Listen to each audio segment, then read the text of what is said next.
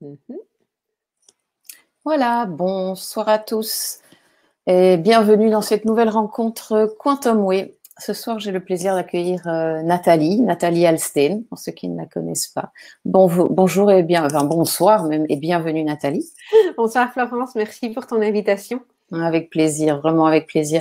Tu nous as soutenus Nathalie dans notre projet fou de monter le sommet. Ah, ça c'était un projet fou, je rigole toujours, mais vous l'avez réussi. Voilà, en quelques semaines, on a monté ce sommet virtuel Peur et Anxiété, comment y faire face. C'est l'occasion vraiment de te remercier de ton soutien, de nous avoir partagé ton expérience qui nous a vraiment été précieuse. Ta présence ici est toute naturelle, car toi aussi tu t'es lancé un défi pendant ce confinement. Le défi dont on va parler ce soir.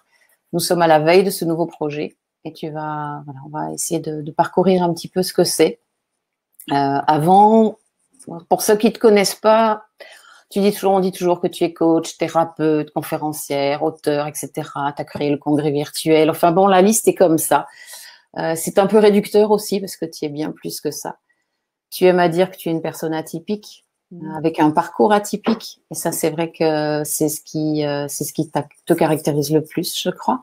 Et c'est ce qui t'a poussé aussi jusqu'ici et ce qui te fait avancer, c'est ce qui te fait créer 10 000, t'as toujours 10 000 projets.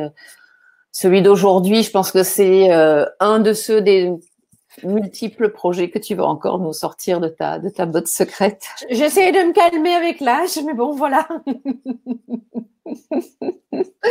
Voilà, moi qui voilà, je te connais depuis 10 ans et c'est vrai que c'est toujours plus. Et ce côté atypique, je peux vraiment attester que c'est la réalité.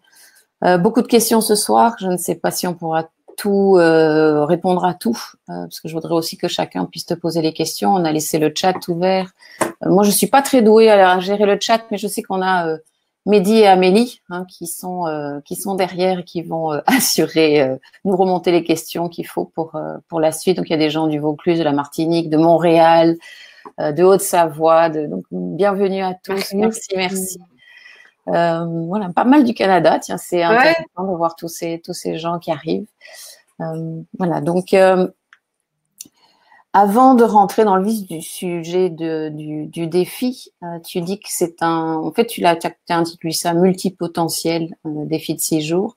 Tu parles de multipotentiel. Ceux qui te connaissent parce que tu as beaucoup parlé du haut potentiel, de l'hypersensibilité. Tu as créé donc le site Émotif Talentueux. Tu as aussi créé le congrès Douance.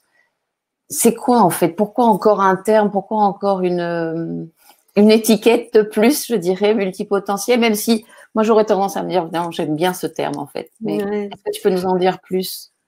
Alors oui, bien sûr. Quand tu parles d'étiquette, j'entends souvent que les gens parlent de ce mot étiquette. Moi, j'aime bien revenir avec le fait que c'est plus qu'une étiquette, une grille de lecture. Parce que l'idée, ça n'est pas de s'enfermer. Oui. L'idée, c'est d'apprendre à se connaître. Et pour se connaître, c'est important d'avoir un petit peu comme une carte routière. C'est pour ça que moi, j'appelle ça une grille de lecture. Okay, et quand on a un mode de fonctionnement qui n'est pas un mode de fonctionnement conventionnel, normal, sachant que je mets dans la normalité le plus grand nombre, ça ne veut pas dire que c'est la bonne référence, en tout sens.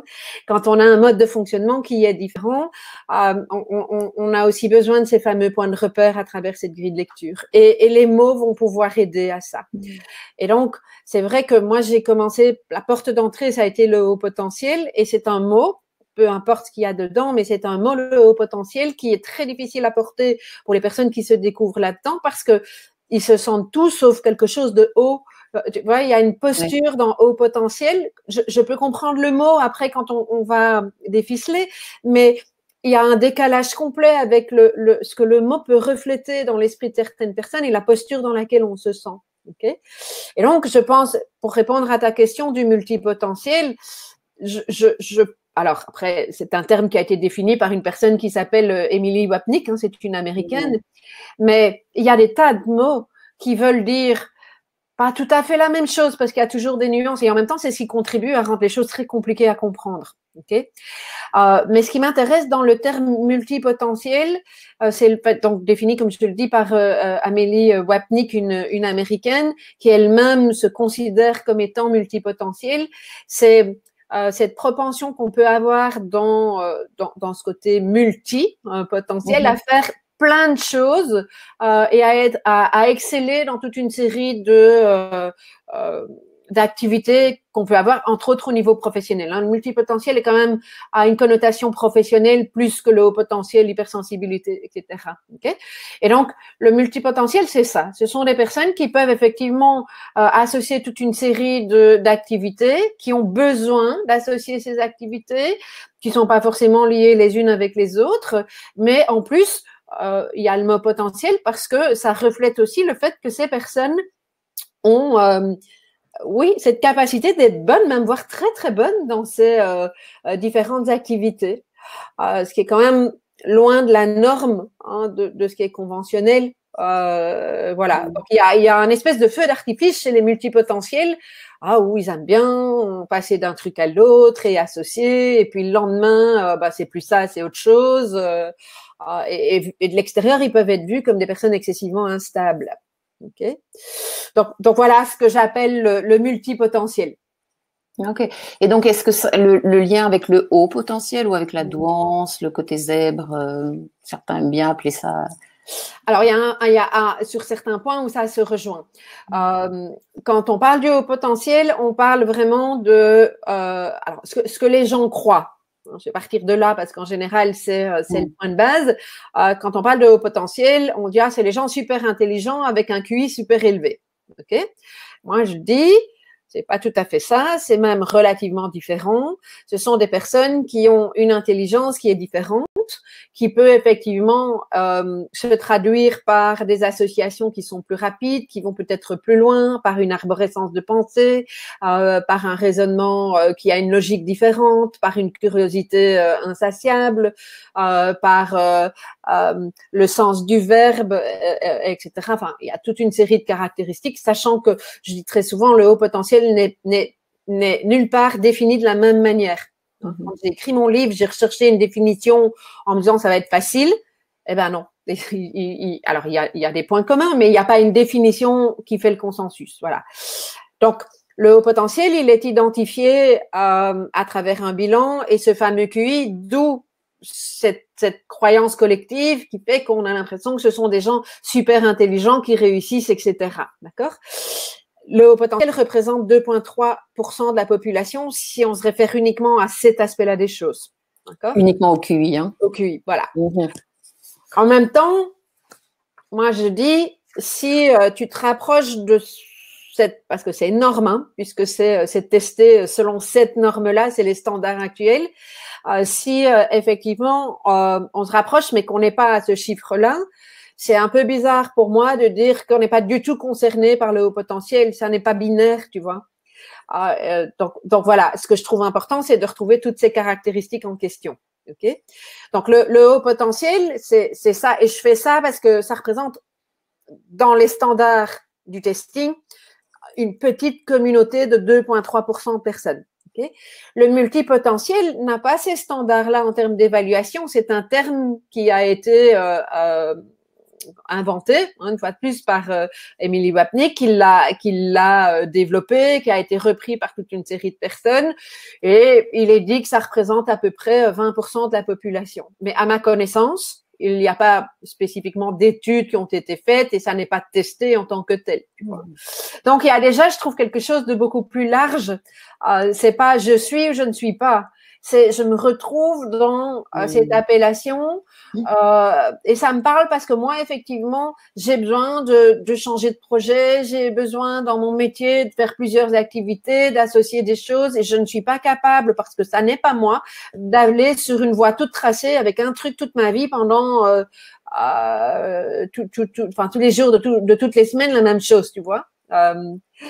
Et donc, voilà, pour moi, c'est là où on peut faire la différence sur les deux thématiques, enfin les deux terminologies, pardon. Tu es aussi une spécialiste de l'hypersensibilité.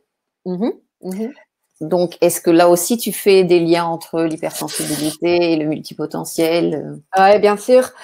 L'hypersensibilité, alors on peut définir de plein de manières, mais ce qu'on peut dire de l'hypersensibilité ou de la haute sensibilité, c'est que quelqu'un qui est concerné est une personne qui va réagir beaucoup plus fort, de manière beaucoup plus intense à toute une série de stimuli extérieurs. Alors, les stimuli peuvent être la lumière, peuvent être le bruit, ça peut être pas si on peut appeler ça un stimuli, mais une étiquette sur un vêtement, ça peut être un retour au niveau émotionnel. Enfin, il peut y avoir vraiment plein de choses. Et donc, ce qui caractérise l'hypersensibilité, c'est le mode réactionnel, c'est l'intensité plutôt de la réaction par rapport au commun des mortels, je dirais. Okay, ça représente 20% de la population aussi. Ça, par contre, il y a eu des études. Okay. Et Lana Ron est une des chercheuses américaines qui a mis en avant cette notion-là. D'accord. Alors, là où c'est important de ne pas faire l'amalgame avec le haut potentiel, c'est que le haut potentiel, et tout le monde n'est pas d'accord sur ça, parce que des études qui montrent l'opposé, hein, mais à mon sens, j'ai tendance à croire que le haut potentiel, une personne concernée par le haut potentiel, est aussi concernée par l'hypersensibilité. Okay, et qu'une personne, je suis toute seule, est-ce que Florence est encore là? Bon, je continue, mais parler toute seule. Une personne qui est donc concernée par l'hypersensibilité, j'essaie donc de retrouver le fil. Oui, voilà. Les hauts potentiels sont eux aussi concernés par l'hypersensibilité. Ok, c'est ce qui peut rendre leur manière de fonctionner difficile, alors que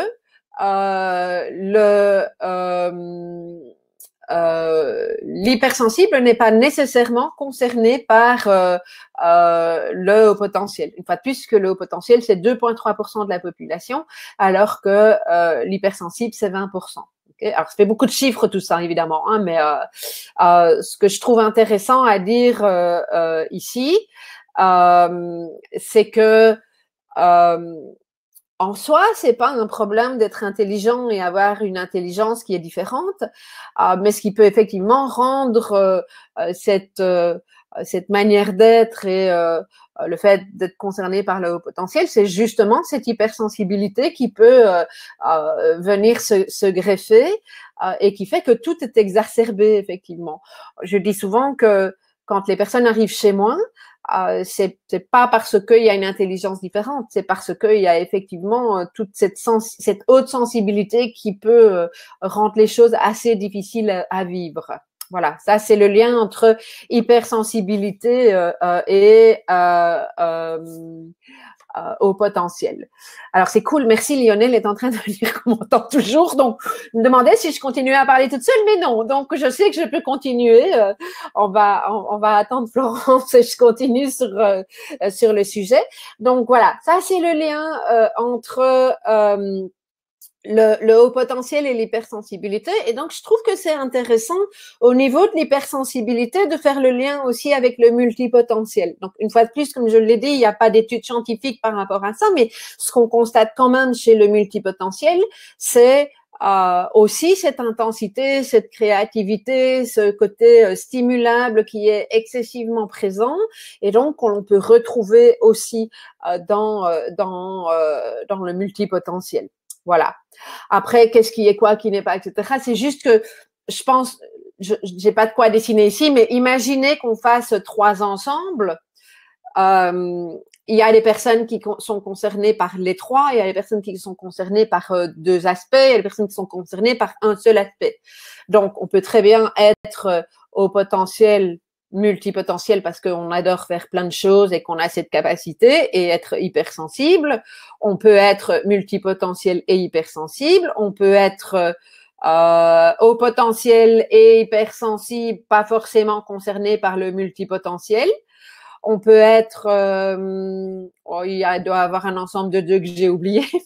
Et on peut être hypersensible sans être concerné par le haut potentiel et le multipotentiel non plus. Ok, donc voilà, je pense qu'il y a, c'est intéressant de voir là où on se retrouve. Mais une fois de plus, ce que je trouve vraiment important, c'est d'être capable de s'identifier dans ce qui est en train de se passer pour nous, de se dire, OK, moi, qu'est-ce qui me concerne?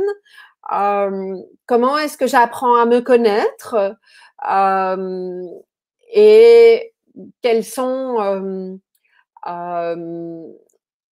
quelles sont les caractéristiques qui me permettent effectivement de mieux me comprendre, en fait. Voilà. C'est magnifique, on a un timing parfait. J'étais juste en train de terminer ce que j'étais en train de raconter. Voilà, donc Nathalie, je suis vraiment désolée pour tout le monde, j'ai dû redémarrer mon ordinateur. Donc, je ne sais absolument pas ce que tu as raconté, donc je suppose. J'ai répondu à ta question de manière assez étendue. J'ai fait virtuellement des ensembles en expliquant le lien entre hypersensibilité au potentiel et multipotentiel. Je te raconterai si tu veux. Moi, j'aurai le replay. Donc ça, c'est fait. T'es pas sûr qu'on m'entendait toujours, mais il y a un oui, parce que qui m'a confirmé que c'était le cas. Donc, merci Lionel. Voilà, j'ai aussi Marc en face de moi, et puis je t'entendais en fait dans le micro, dans l'écouteur de Marc. Tiens, je suis plus dans la c'est Lionel qui m'a dit qu'on s'était toujours entendu. Donc ça continue. Voilà. Ok, donc super. Bah, merci en tout cas pour ces explications.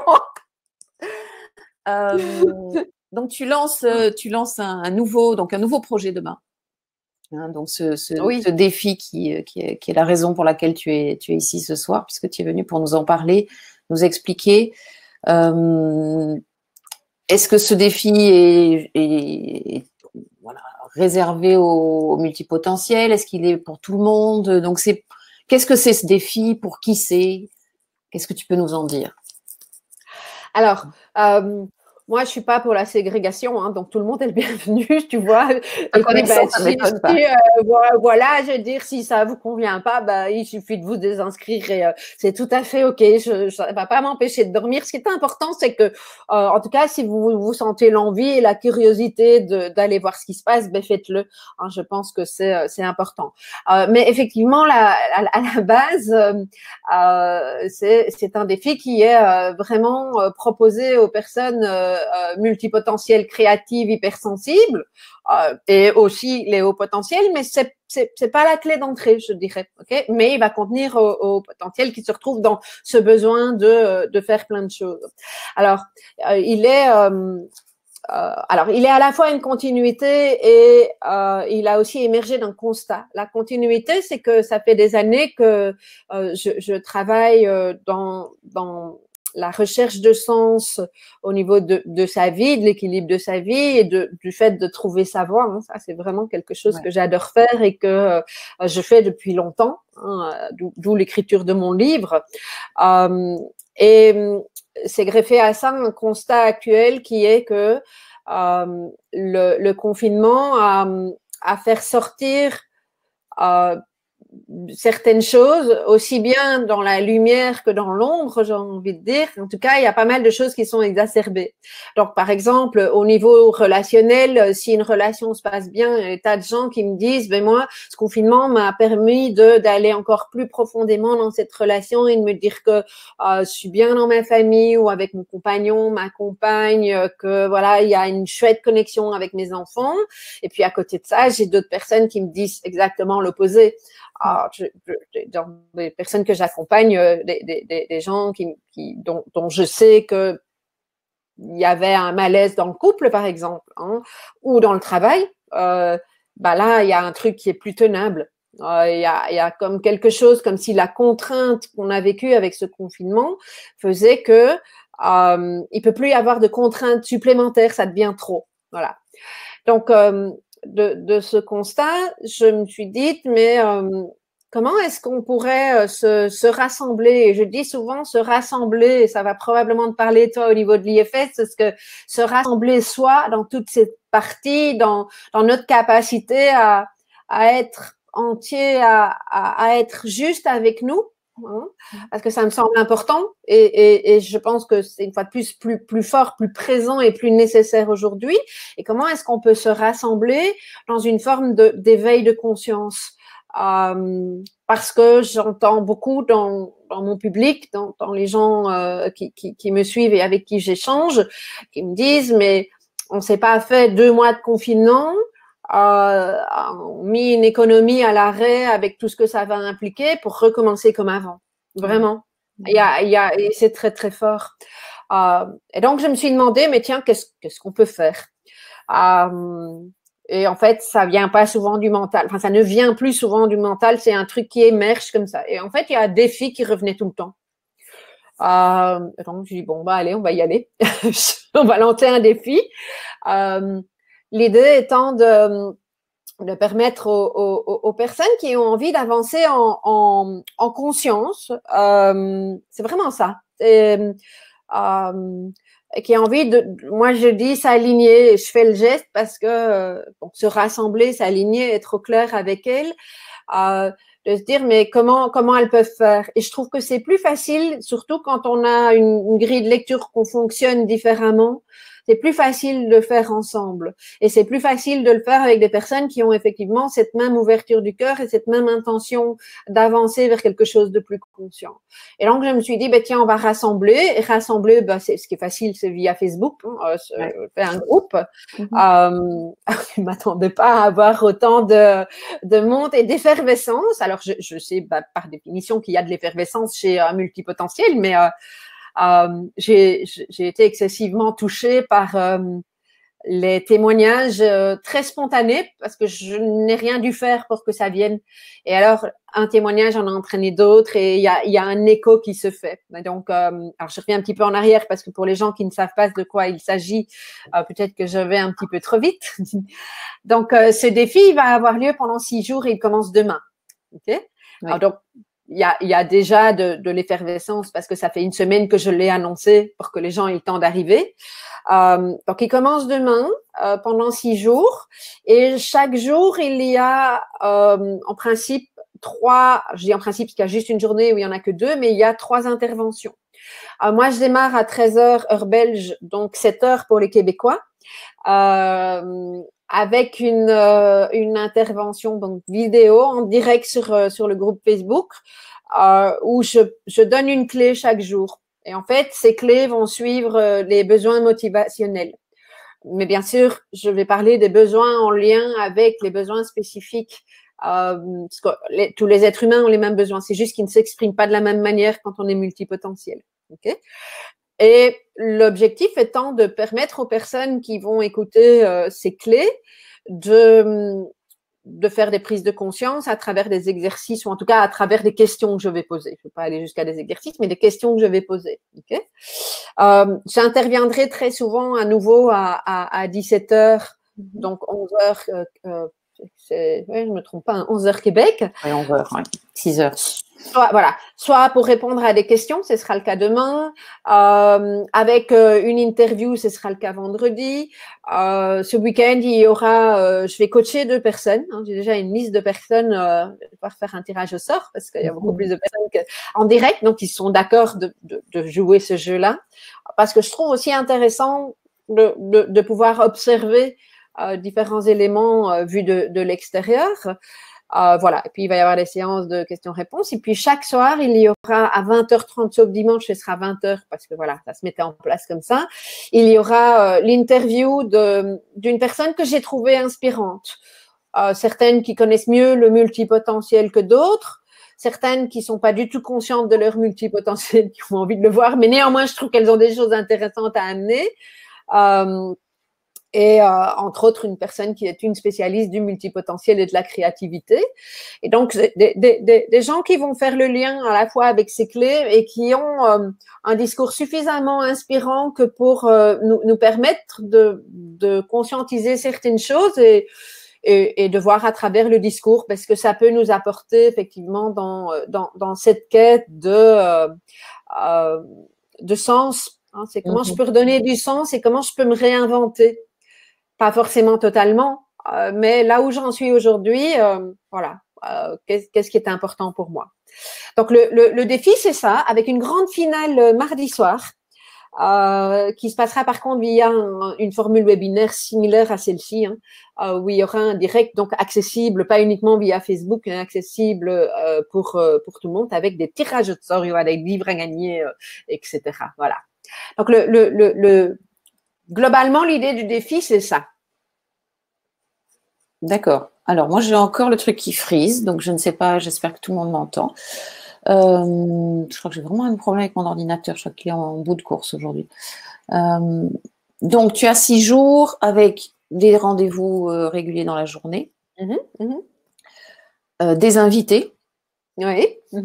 Est-ce que tu peux nous en dire plus de ces invités? Tu les as choisis? Comment tu les as choisis? Qu'est-ce qu'ils apportent chacun? Est-ce que tu voilà, juste rapidement un petit mot sur chaque invité?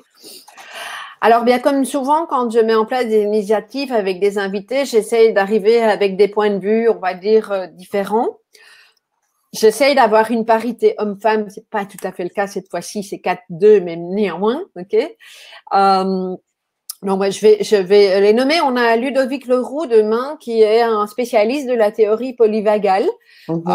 Et son sujet, ça va être développer sa pleine confiance en temps d'incertitude. Et donc, j'ai demandé à chacun des intervenants de venir avec une clé ou un exercice, quelque chose en tout cas que vous pouvez utiliser de manière pratique, parce que pour moi, c'est important. Alors, pourquoi j'ai choisi Louis, puisque c'est une de tes questions, c'est que je trouve qu'il a, par rapport au grand public, cette capacité à expliquer les choses simplement. Et puis, Ludovic sait faire le lien avec le haut potentiel, en l'occurrence, parce que c'est une découverte récente pour lui. Il a d'ailleurs écrit un article sur mon blog. Donc, voilà, pour moi, c'était intéressant de travailler avec lui, en tout cas, cette fois-ci, sur ça. Paulo Pironet, en fait, qui est un grand spécialiste de la PNL et du leadership, il va nous parler de réveiller le leader en soi. Quand on a préparé cette intervention, je l'ai vraiment trouvé passionnant. J'ai été surprise des liens qu'il savait faire, parce que je ne savais pas jusqu'où il avait cette capacité de faire des liens avec l'hypersensibilité, etc. En tout cas, j'attends impatiemment son intervention. Je me dis, zut, 3/4 d'heure, c'est pas assez, mais voilà, ça, on trouvera un autre moyen pour le faire intervenir plus longtemps à un autre moment. D'accord, donc ce sont vraiment des interviews en direct, il n'y a pas d'enregistrement avant, direct. Donc tout est en direct. Hein. Tout est en direct, et donc ça fait aussi partie de mes choix, c'est de travailler avec des gens qui ont quand même l'habitude et qui vont pas complètement être paniqués en direct, parce qu'admettons qu'il se passe un truc là comme maintenant, dire si t'as pas l'habitude du direct, c'est pas forcément évident. Donc voilà. Sandra Boré, qui est assez connue dans notre congrès parce que elle est ambassadrice et elle est vraiment spécialisée à la fois Asperger et haut potentiel. Elle aussi est une fan de la théorie polyvagale et le burn-out est vraiment un sujet qu'elle affectionne et dont elle parle très très bien, et elle vient avec des moyens super pratiques, Sandra. Donc ça, moi j'aime beaucoup sa capacité à équiper les gens avec des choses ludiques et pratiques. Nous avons, oui, j'ai oublié de parler de Marie-Pierre Provencher qui sera vendredi à 17h. Alors, elle vient du Québec. Marie-Pierre, je l'ai rencontrée au Québec l'année passée en tant que photographe. C'est elle qui a fait une de mes photos l'année passée. Et en fait, en discutant avec elle, je me suis rendu compte qu'elle sait faire 50 000 choses, cette dame. Et c'est une vraie multipotentielle, tu vois. Et donc, je lui ai demandé d'intervenir sur ce sujet de la créativité, parce que c'est vraiment son truc. Et elle va parler de transformer son anxiété en créativité. Et ça, je trouve ça particulièrement intéressant. Tu vois, quand il y a l'anxiété qui est là, c'est qu'est-ce que tu peux faire et comment la créativité peut te sortir de là, en fait.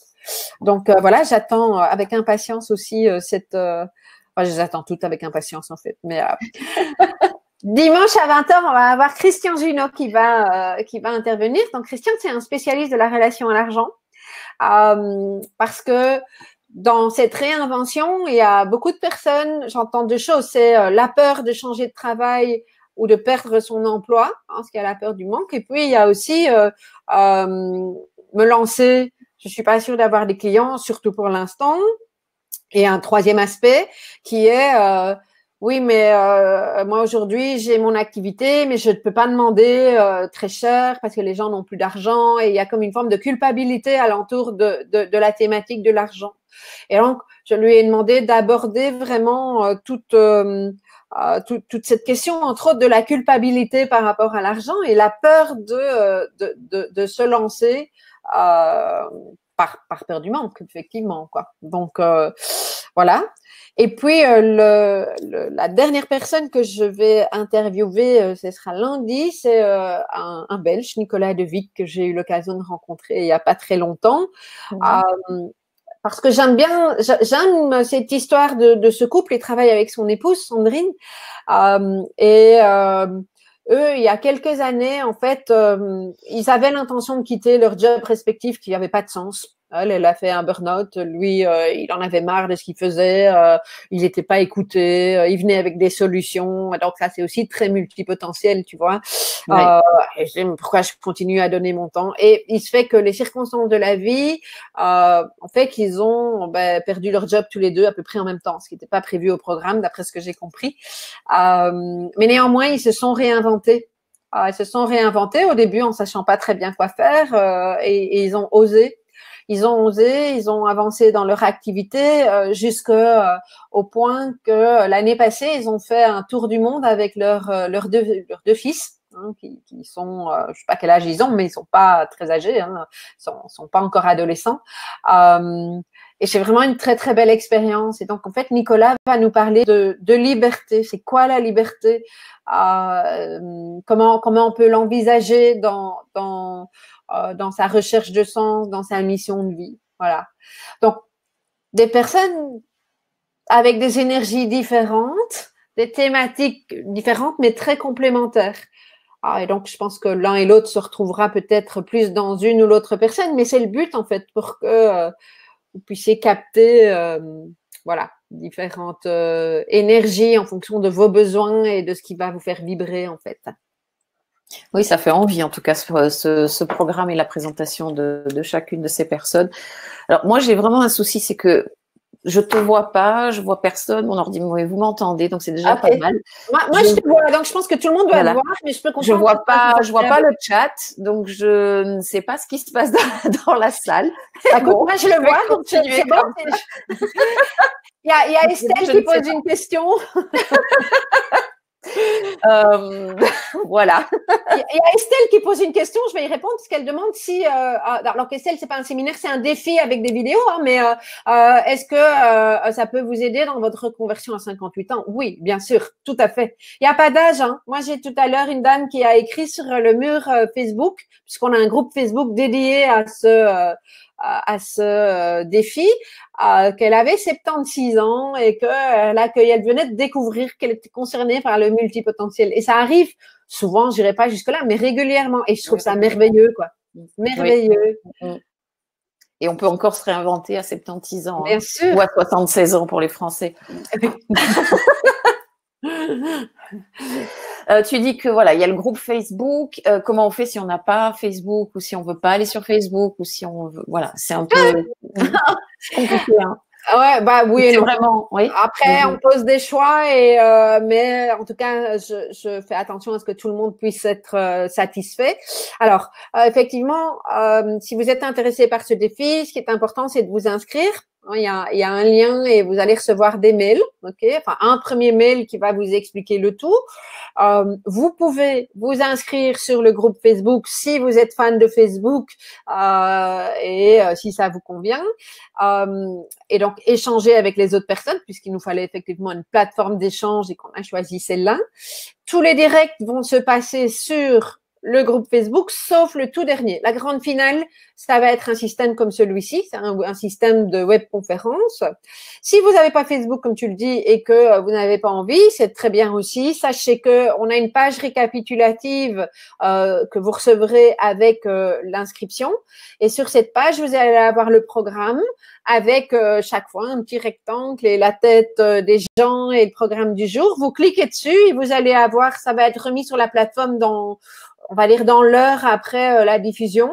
On vous met la vidéo et la vidéo, elle reste accessible pendant toute la durée du défi. OK? Et même un petit peu plus loin. Le défi s'arrête mardi. Je pense que jusqu'à la fin du week-end, on sera là. Et si vous avez effectivement des échanges et des questions à poser, en dessous de la page, il y a des commentaires. On peut mettre des commentaires. Donc, voilà, je vais dire, c'est un autre moyen, plus linéaire par jour, mais qui fonctionne tout aussi bien pour poser vos questions et vous aurez accès à tout de toute manière, quoi. Voilà. Ok, bien c'est super. Donc groupe Facebook. Donc en fait, moi ce que j'ai compris, et ce que j'ai vu et qui m'a aussi effectivement, c'est ce côté collectif.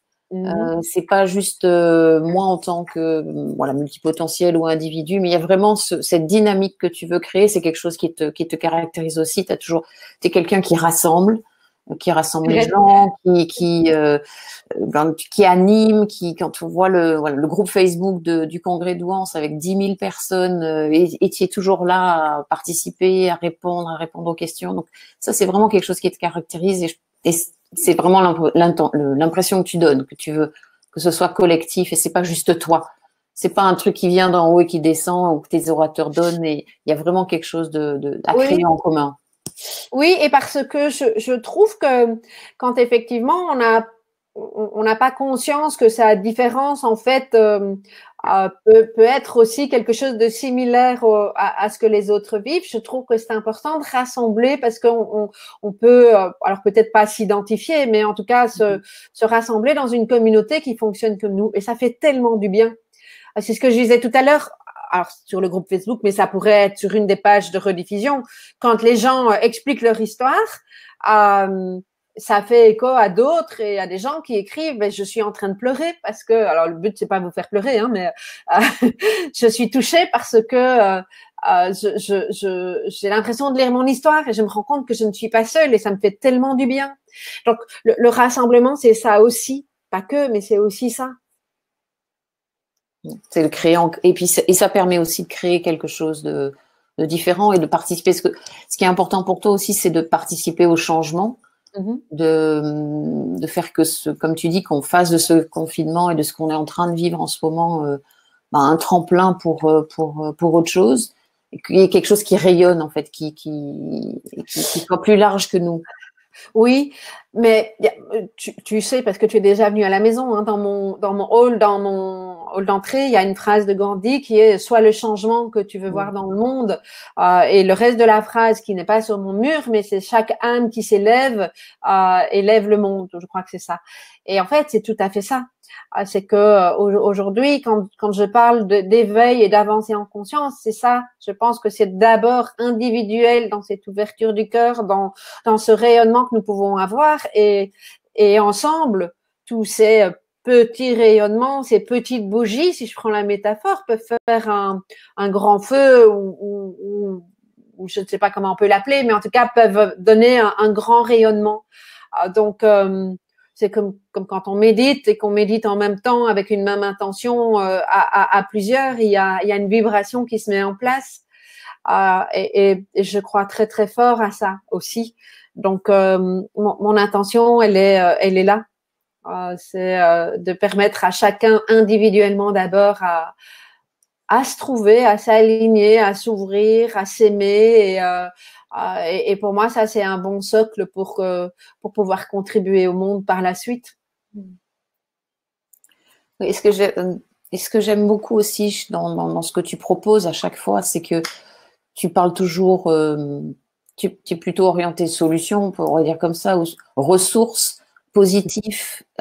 Finalement, c'est pas le problème qui est le problème, mais c'est qu'on trouve pas, souvent, on ne sait pas quoi en faire, en fait, de ces problèmes. Et toi, tu arrives avec des solutions et toujours très positives et plein de bienveillance. Je sais que ça, c'est quelque chose qui te caractérise et qui est très apprécié.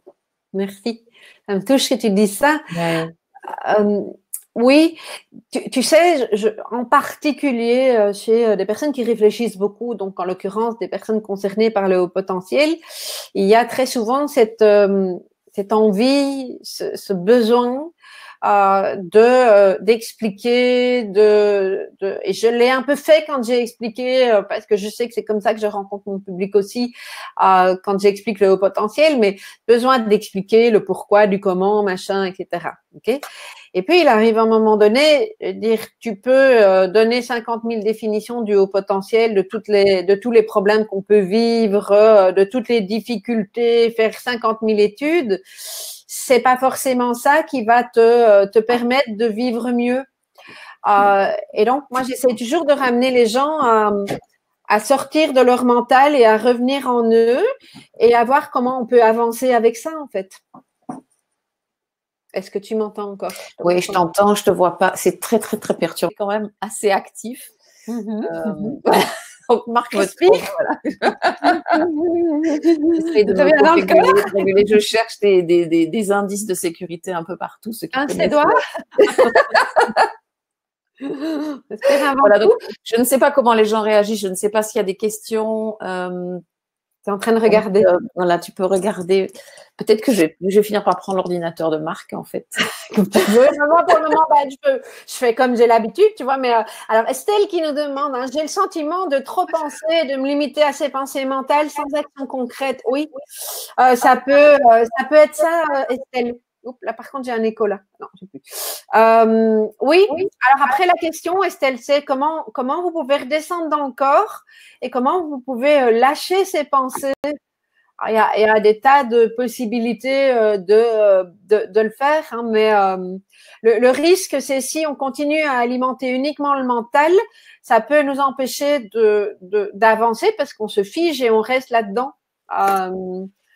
Et on se déconnecte en fait de son incarnation de concret. Et donc, moi, je ne suis pas en train de dire de ne pas réfléchir, de ne pas penser et de lâcher le mental complètement. Enfin, de lâcher la réflexion complètement.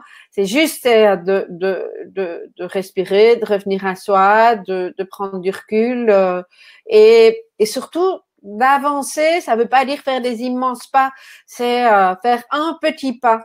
Je suis la spécialiste des petits pas, en tout cas dans mon langage. C'est important. C'est important parce que c'est comme ça qu'on apprend. Voilà. Après, on pourrait en parler pendant des heures, mais… Oui, moi aussi, je suis une adepte des petits pas. Oui, ben, c'est important parce que… Mais même quand on entend les gens qui vont loin, c'est pas parce qu'ils ont fait des grands pas tout de suite. Hein. Les sportifs, par exemple, qui commencent à s'entraîner, ils font pas tout de suite des hautes performances, etc. Ils recommencent un rythme très lent au niveau de l'entraînement. Et Lénie qui nous demande si elle voudrait savoir est-ce qu'on aurait des problèmes d'évolution professionnelle? Est-ce que le défi, oui, bien sûr, le défi est quand même pas que, mais centré professionnel, très très clairement. Ouais. Laurence, tu voulais dire quelque chose? Non. Et en même temps, c'est professionnel, mais comme tu dis, c'est aussi c'est une évolution personnelle. Oui. J'imagine que même si on est déjà dans un parcours professionnel où on est quand même relativement épanoui, où on sait plus ou moins où on va. Moi, j'ai envie de dire, c'est mon cas aujourd'hui, même si, non, je ne sais pas où je vais, mais on peut vraiment le vivre pleinement sur un plan personnel. Tout à fait. Mais pour moi, les deux ne sont pas dissociables. C'est vraiment ça, quand je parle d'alignement, c'est de se rassembler sur tous ces pôles-là. Donc, on va avoir dans un défi comme celui-là des personnes qui sont purement centrées sur le professionnel que je vais ramener à eux, parce que sans quoi ça peut pas bien fonctionner, en tout cas sur le long terme. Et puis, je vais avoir des personnes aussi qui ont besoin d'harmoniser le professionnel et le privé, qui vont dire, moi, j'aime bien ce que je fais, mais je n'aime pas la cadence à laquelle je le fais et je n'aime pas l'entreprise dans laquelle je fais ce que je suis en train de faire. Donc, j'ai besoin de réorganiser ça. Et puis, il y a des personnes qui vont me dire aussi, moi, mon job, ça va super bien, je m'épanouis, mais le reste, par contre, j'ai besoin de renouer des relations, etc., parce que je n'ai pas envie je ne me sens pas épanouie que de ne faire que ce job, même s'il me parle super fort. Donc oui, se réinventer, c'est pas que au niveau professionnel. Mais j'observe quand même que beaucoup de personnes, quand elles se réinventent, la tendance est plus souvent professionnelle que autre chose. C'est ce que j'ai observé. Mais voilà. Mais tout le monde est bienvenu, effectivement, là-dedans. Okay. Alors, j'attends. Je regarde du coup. Mais je suis En fait, le truc de Marc s'est décalé aussi parce que c'est le live que vous voyez. D'accord. Donc, tu es en train de regarder les commentaires. Oui, nous, on est un peu en avance par rapport à tous les gens. Voilà. Moi, j'avais quand même une question aussi sur cette notion de défi. C'est quand même un mot assez fort, le défi. En quoi c'est un défi pour toi? Déjà, ça a été un défi pour toi, mais en quoi c'est un défi pour les gens qui vont participer à ce défi? Alors, je me suis effectivement posé la question de savoir, tiens, est-ce que je mets le défi ou pas? Alors, je trouvais qu'il résonnait bien, donc ça a été effectivement intuitif une fois de plus parce que très souvent le public de multipotentiel aime le côté défi, et puis parce que 6 jours c'est pas énorme, donc se mettre le défi, en fait, quand les gens rentrent dans le processus du défi, vous avez la possibilité de télécharger ce que j'appelle un carnet de route. Et il y a une des premières questions que je pose, c'est quelle est la question à laquelle je veux avoir une réponse en fin de parcours, donc au bout des 6 jours. Et je spécifie, c'est une réponse que vous allez pouvoir trouver vous, et c'est vous qui allez donner la réponse. C'est pas quelqu'un qui va vous la donner à l'extérieur. Et donc, en soi, je trouve qu'en 6 jours, c'est un défi de choisir sa question et de chercher à y répondre à travers ce qu'on va donner comme élément pendant cette expérience-là, en fait. Voilà pourquoi il y a la notion du défi. C'est quand même mieux d'avoir une question, alors. C'est comme quand tu commences à travailler en accompagnement. Ça, c'est le coaching, par exemple. Tu commences avec une demande et un objectif qui est fixé. Et je dis toujours, c'est pas très grave si on n'arrive pas à cet objectif-là. Moi, ce qui m'importe, c'est le chemin et le fait d'avoir fixé un objectif de fin avec des indicateurs. Ça nous permet de voir comment on avance. Même si on prend la tangente, c'est OK de prendre la tangente si c'est juste pour nous. Mais ça nous permet de voir une évolution, en tout cas. Et donc, mon intention, c'est ça, en fait. OK. Est-ce que... il y a quelqu'un qui demande, est-ce qu'on a encore ces filles? Donc, apparemment, il y a des problèmes de connexion. Ah oui, Caroline, elle ne nous voit plus? Non.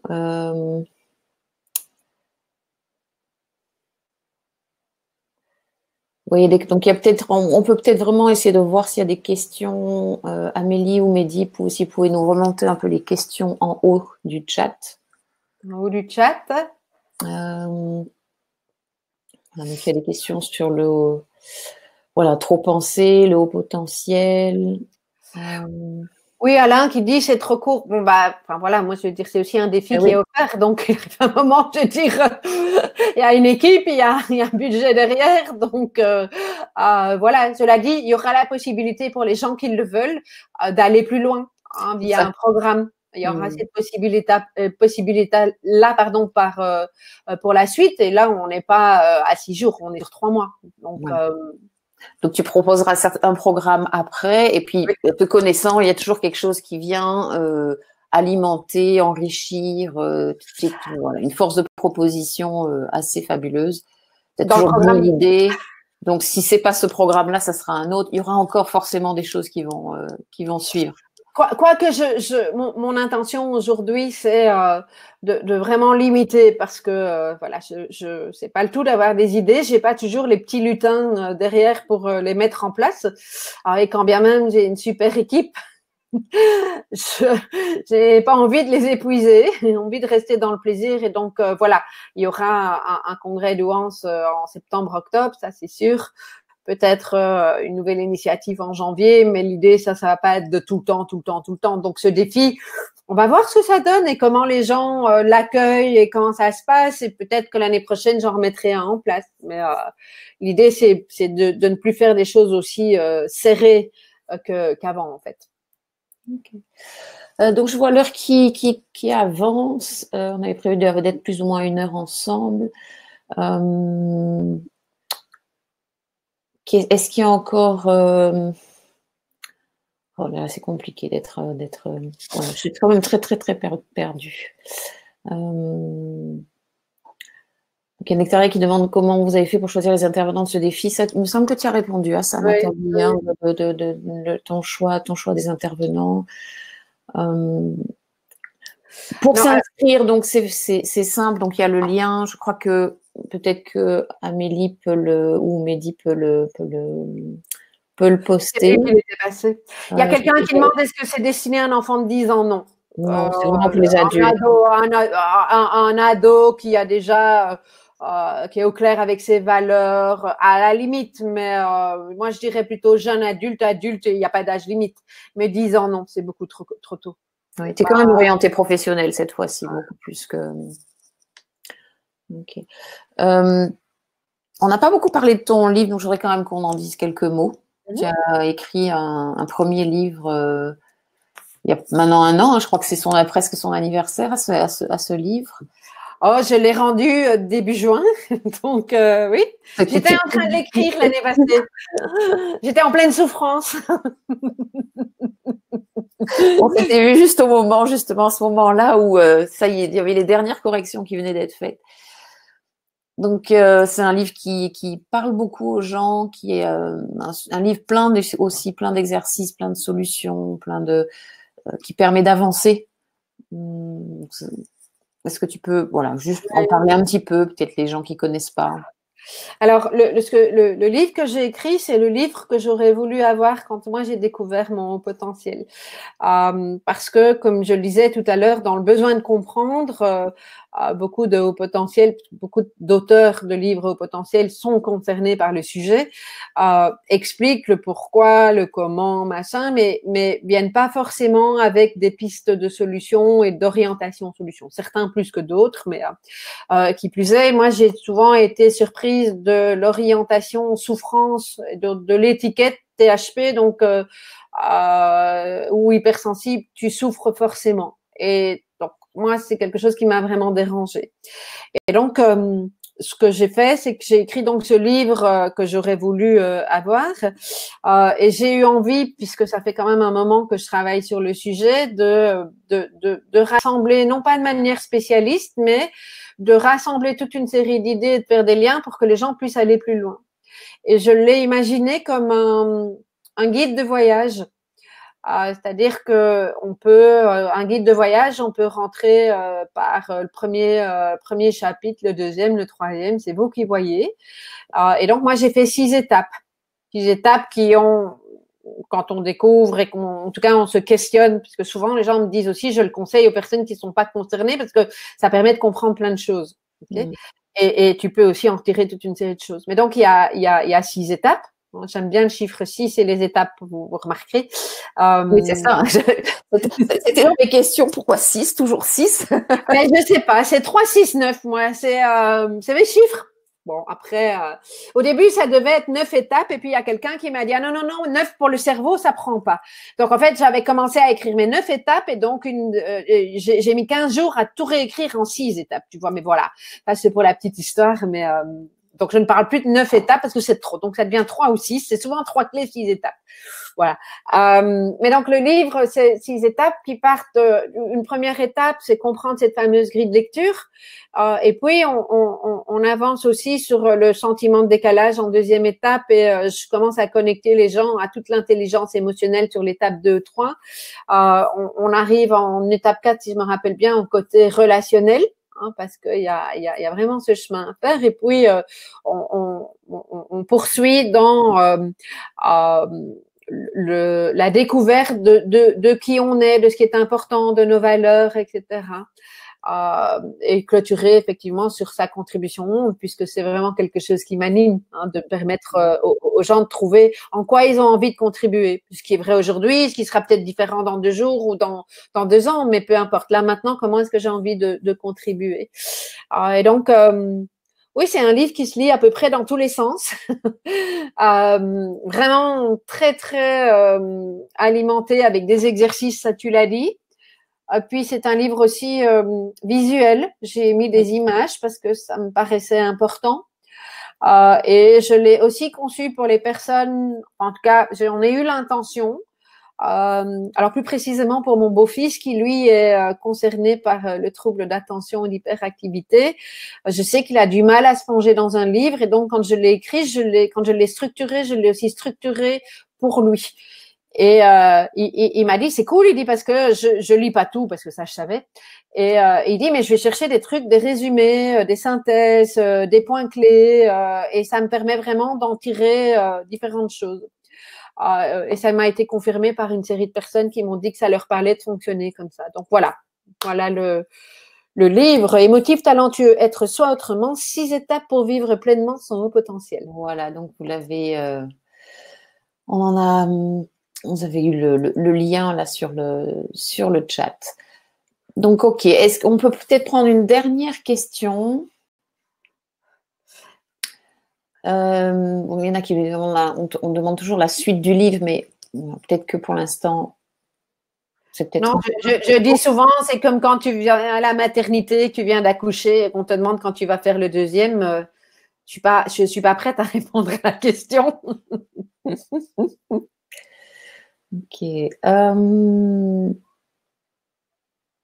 Donc il y a beaucoup de questions sur le haut potentiel, mais peut-être que ces questions peuvent être abordées peut-être en te rejoignant sur le groupe Facebook du congrès d'Ouance, Oui. talentueux. Je pense qu'il y a beaucoup de questions qui peuvent trouver des réponses là-dedans. Cela dit, elles sont posées dans le groupe du défi aussi, hein, donc Okay. voilà, je veux dire, moi je ne vais pas. Voilà, on peut les poser dans le groupe. Donc moi, vraiment rejoignez ce défi. Je suis sûre que chacun y trouvera ce qu'il y cherche finalement. Ça commence demain. On peut encore s'inscrire si on s'inscrit un peu en retard, est-ce qu'on peut rattraper ou tu disais que tout était bien sûr. Tout sera de toutes les façons en replay et ça sera accessible pendant toute la durée. Ça reste accessible. Il n'y a pas d'obligation de tout faire. Moi, je dis une fois de plus, c'est tu fais ton marché, hein, tu vois ce qui te parle et voilà. Moi, j'ai posé une intention pour que les gens puissent voir concrètement où ils peuvent avancer, mais il n'y a pas de compétition, de rapidité, voilà, c'est vous qui savez ce dont vous avez besoin. Vous voyez si ça vous parle et vous avancez à votre rythme. Voilà, c'est aussi simple que ça. Et on peut s'inscrire jusqu'à la fin. On fermera les inscriptions le jour où on fermera, où on arrêtera les rediffusions, je dirais. Et donc a priori. Je dirais qu'on va pouvoir s'inscrire pour dire une date jusqu'au 20. Attends, mercredi prochain, c'est au 20. Oui, voilà. À mon avis, jusqu'au 20, c'est tout à fait ok de s'inscrire. C'est juste qu'après, il vous faut un petit peu de temps pour bénéficier aussi de toutes ces vidéos. Voilà. Et donc, quand on s'inscrit, on reçoit le guide, et on peut s'inscrire sur le groupe Facebook. On peut, mais c'est pas obligatoire. C'est pas obligatoire. Voilà. Et on a accès tout de suite à sa page récapitulative avec l'ensemble des informations et possibilité d'aller naviguer et de cliquer sur les interventions qui vous intéressent une fois qu'elles seront passées en replay, évidemment, en rediffusion. Bon, ben voilà, écoute, merci beaucoup Nathalie d'avoir pris ce temps avec nous à la veille du lancement de ton défi. Très, très heureux chez Quantum Way de pouvoir contribuer et d'être partenaire de ce défi. On vous retrouve soit dans le défi demain avec Nathalie à 13h, si j'ai bien compris. Oui, c'est ça. Pour nous, chez Quantum, on n'a pas encore annoncé ça, mais on a un rendez-vous dimanche après-midi avec une personne qui est qu'on a voulu qui va venir témoigner ou raconter son histoire et son parcours avec Joe Dispenza. Je sais qu'on a pas mal de fans de Joe et de gens qui le suivent et qui suivent son travail. Donc on va être heureux de la recevoir dimanche. Donc, vous allez recevoir un email là-dessus. C'est Agnès Glaise qui est team leader et qui sera avec nous dimanche après-midi. Et puis, bon, il y a encore plein de projets, mais c'est compliqué pour tout mettre en place. Donc, ça arrive. Merci à tout le monde. Bonne soirée. Merci Nathalie. Merci.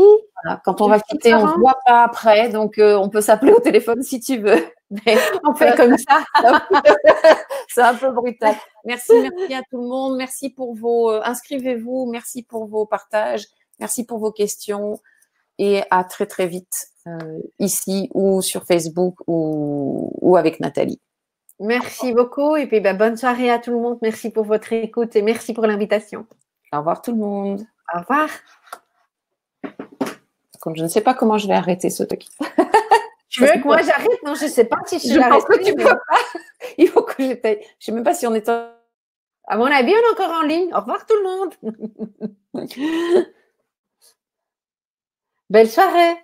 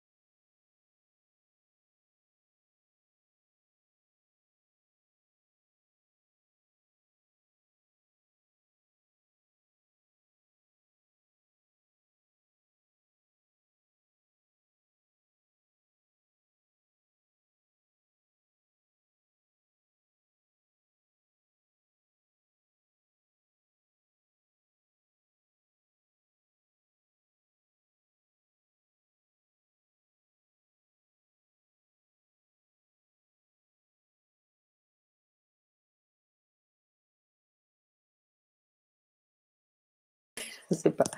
Non, c'est bon, a priori, c'est fermé. Je ne sais pas si c'est encore individuel.